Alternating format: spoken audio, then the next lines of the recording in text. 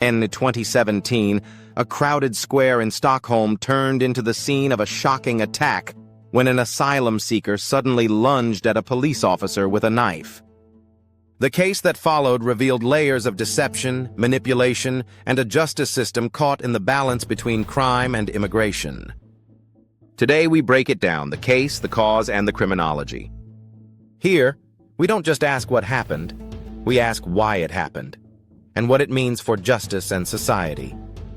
Make sure to subscribe if you want more cases where criminology and critical thinking meet. The case. On August 31st, 2017, in the heart of Stockholm's Medborgarplatsen square, a police officer was monitoring a demonstration involving Afghan migrants protesting deportations. Out of nowhere, a man suddenly pulled out a kitchen knife and stabbed the officer in the neck and chest, aiming for vital areas. The attacker was 24-year-old Muhammad Hussaini, an Afghan national who had sought asylum in Sweden. Bystanders rushed to the officer's aid, and thanks to quick medical intervention, his life was saved. The attacker was immediately subdued and arrested on the spot. As the case unfolded in court, shocking details came to light. Hussaini had previously lied about his age, claiming to be a minor in order to strengthen his asylum claim. He had also faked mental illness, hoping that a psychiatric diagnosis might prevent deportation. The attack appeared not to be random, but rather a calculated act, intended to draw attention and potentially manipulate his immigration case. In 2018, Hussaini was convicted of attempted murder, violent resistance, and false statements. He was sentenced to 5 years in prison and ordered to be deported from Sweden after serving his time. The cause. So what led to this brutal act? Hussaini wasn't simply acting in a moment of rage. The evidence suggests he was strategic and manipulative.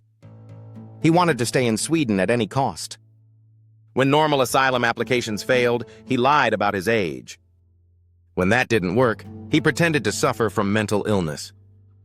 And when all else failed, he resorted to violence, targeting the very symbol of state authority, a uniformed police officer. The cause here was a toxic mix of desperation and deception.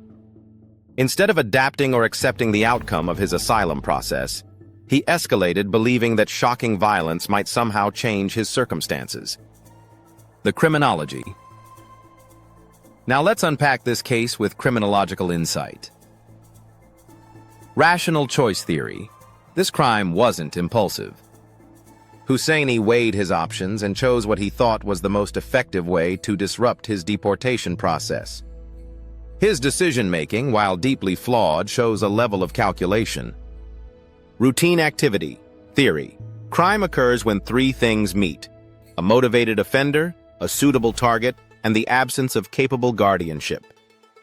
Hussaini found his target in a lone police officer at a busy but vulnerable moment. Forensic psychology and manipulation. His attempts to fake mental illness reflect not psychosis, but manipulation, a deliberate attempt to exploit loopholes in the system. Labeling and immigration.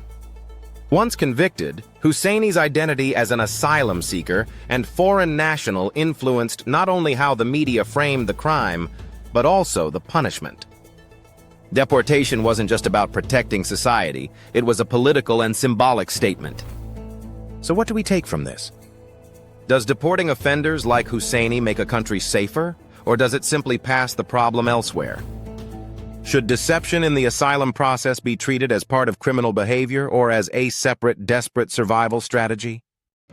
And finally, when someone commits a crime not just to harm but to manipulate the justice system, how should the law respond?